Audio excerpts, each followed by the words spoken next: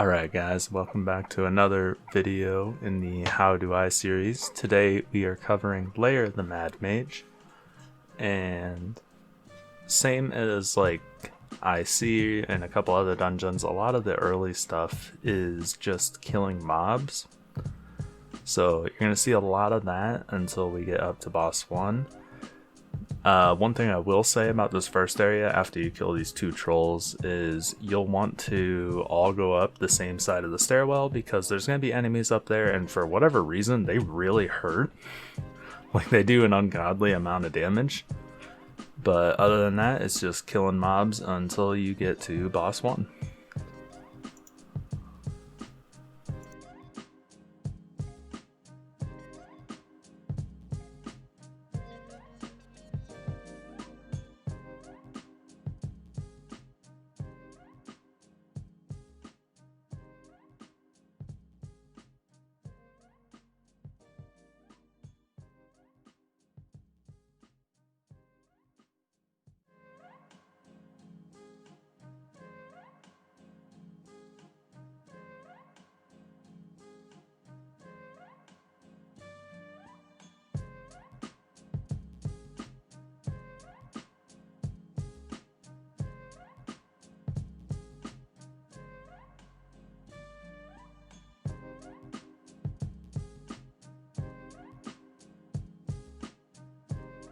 Also, in this area, make sure you let your tank go first, because there's enemies that will hold you in a stasis and do a lot of damage to you.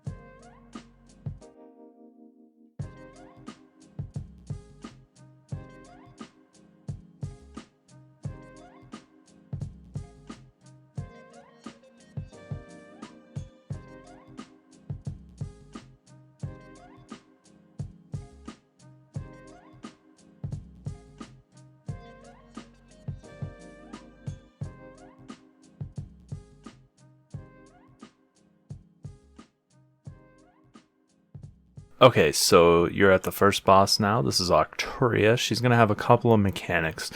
First one to explain is called Mimics. And what happens in Mimics is everybody picks a corner: green, blue, yellow, or purple. And when she teleports back to the middle after you'll fight her for a while, and then she'll teleport back to the middle, and then everybody has to go to their respective corners and kill mimics. If the mimics get through, it spawns golems, which are a little hard to kill, and they do decent amount of damage, so you don't want to like let a whole bunch of them get through, because you'll have a hard time. The other one is Cocoon, and what happens is she picks one player and puts them in a cocoon and does like a good amount of damage to them. Like, I would say probably like 6/8, or that'd be like 3/4, right? 3/4 of their health bar. Boom! 2 + 2 is 4, -1, that's 3, quick maths. And the healer has to heal them to full. If the healer doesn't heal them all the way up, then it will do a ton of damage to everybody that's close to the player that got cocooned. Another thing she has is butterflies. So here's mimics, by the way. And you just go to your respective corners and kill mimics. The butterflies basically are just like a form of like stun, kind of. It's kind of like a stun, but you can move. The other one would be just like hypo, which is the arrows pointing inwards. So you huddle together. So see one of the people to the right of me, I think it's Vampy, is cocooned. And the healer's already healed her to full, so we can stand next to her and it does no damage to us. If the healer didn't heal her to full, then we would have all died. And then we got Mimics again, and you're just going to rinse and repeat these mechanics until she's dead.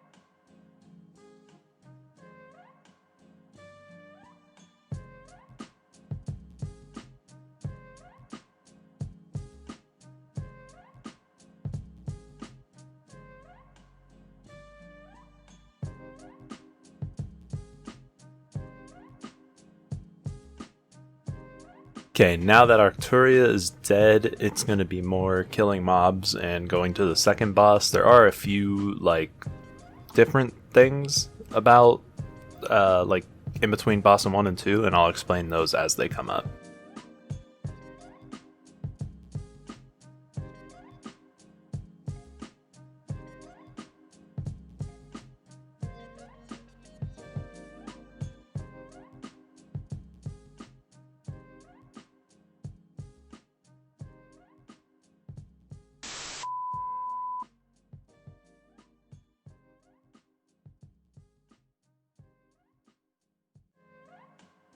Okay, so once you load back in after your crash, you're going to walk up to the elevator and you're just going to hold your space bar or whatever your jump is, and you go into here. And normally it'd be a few ads here that you'd have to kill, but my team kind of went ahead and did them without me. And then you go to this area, and again, they killed all the ads, so I'm going to do a nice little rendition in MS Paint for you guys. So here you go, you got a few enemies here. And I didn't feel like drawing faces on all of them. I was going to do faces on all of them, and then I kind of gave up. That was a real nice head I did there. Alright, and then we'll draw me. I'm going to be in blue, is real nice and pretty. Alright, and then give me a nice big head. And I'm going to attack these guys, right? And I'll give myself a sword. Even though I think I use an axe in the game, we'll give myself a nice little sword here. And, yeah, that that definitely that looks like a sword. Okay, and then I'm gonna walk over and I'm gonna, and they're dead. And then those guys are dead too, right? And then one of the ones that I didn't see before is gonna come up behind me, right? And he's got like a little knife in his hand, right, or something. And he's just gonna shank me with it, right? And then I'm gonna turn around and I'm gonna be like, ting ting ting ting ting, and he's dead too, right? And then you just continue on through the rest of the dungeon.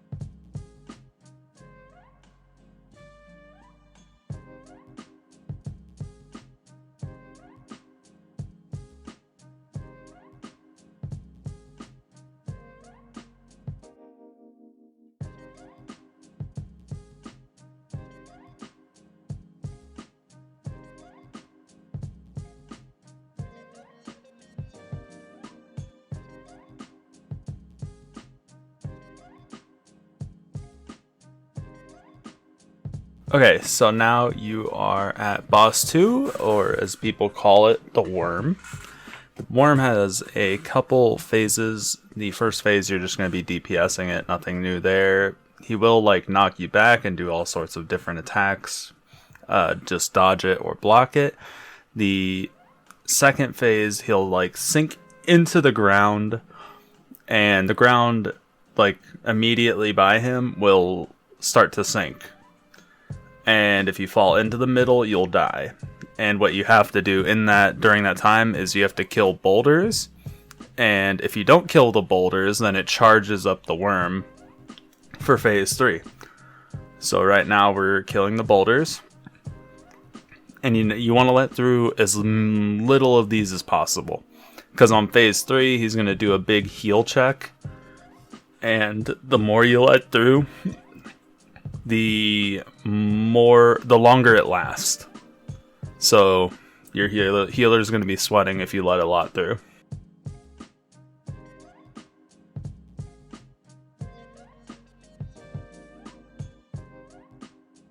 Alright, so this is the beginning of phase 3, or the heal check. You'll want to group up at these stairs, or some people do it by the door as well, because it is a hypo, and it usually puts it on a DPS first, and then after the first hit of the DPS, it's going to switch to the tank. So I step off to the side because I can solo tank it. If you can't solo tank it, then just stay grouped. If you can, then you can step off to the side and just solo tank this phase, and then it makes it easier on your team and your healer. And then you're just going to rinse and repeat these phases, with the one exception in phase 2. In addition to the boulders, there's also going to be golems that are going to be trying to hit you, and they can knock you into the middle. So keep an eye out for that, but you're just going to be killing boulders, and there's going to be golems thrown into the mix now.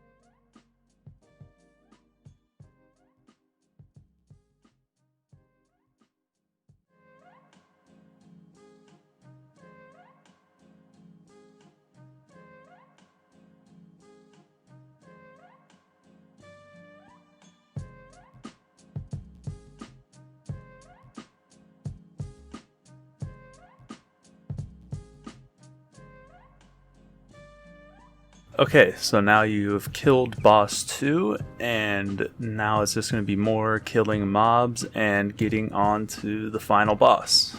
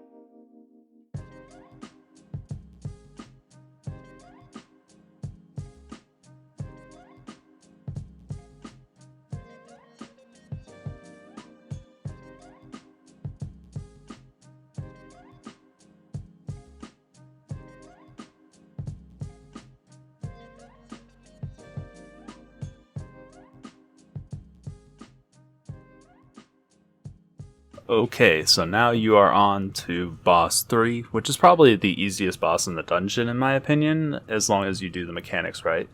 So what you're going to do as the DPS, you're kind of just going to stand there at the beginning and not really do much.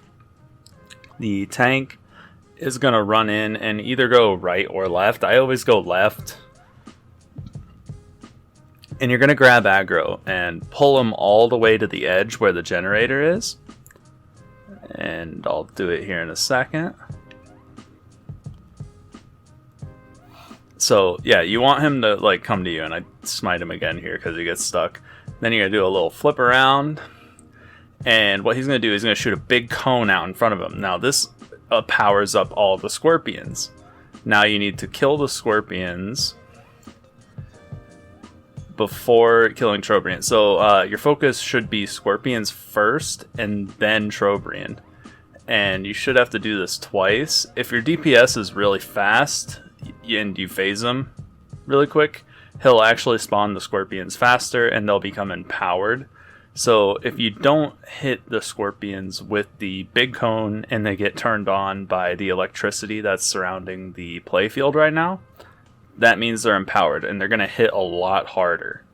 So you want to try to get them with the cones and get as few empowered scorpions as possible. See here, it kind of like bugged out. Those weren't supposed to get empowered, but they did anyway. So we have to kill those pretty quick, which shouldn't take us too long. This group's pretty geared.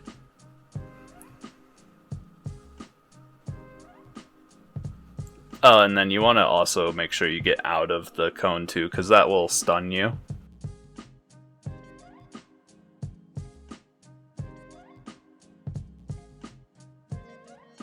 Also, I forgot to mention this, but there is a mechanic with charges. You want to check charges. If it's positive, positive, or negative, negative, you run towards each other. If it's positive and negative together, you run away. So opposites run away, same run towards.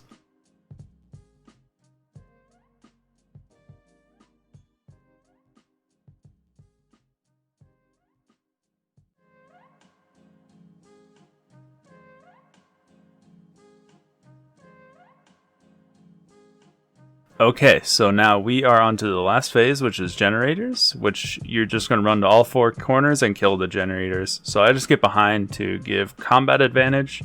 Kind of can't see much, but you know, it helps the DPS kill it faster. And then on to the next one. And I don't think I move here because it was pretty much almost dead anyway. So then the third one. And see, Sai gets behind it to give CA there, so I didn't have to. And last one. Now, when the last one gets to about half health, your healer is going to get ready to pop Hollowed Ground, or your paladin will do their bubble shield. And I forget what the warlock's is, but it's that green thing that's on the ground.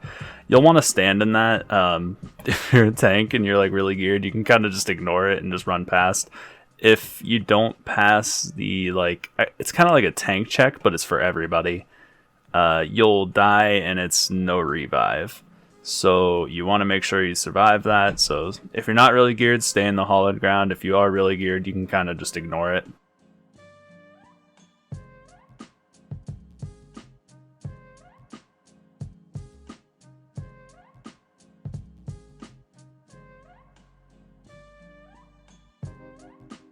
Alright, and that concludes How Do I Lair of the Mad Mage. It's not the hardest dungeon that I plan to cover. I think it's kind of like middle groundish in my opinion. Like, it's difficult enough, not everybody can do it, but not so hard that only the top players can do it. So if you guys enjoyed this video, please leave a like and subscribe to my channel.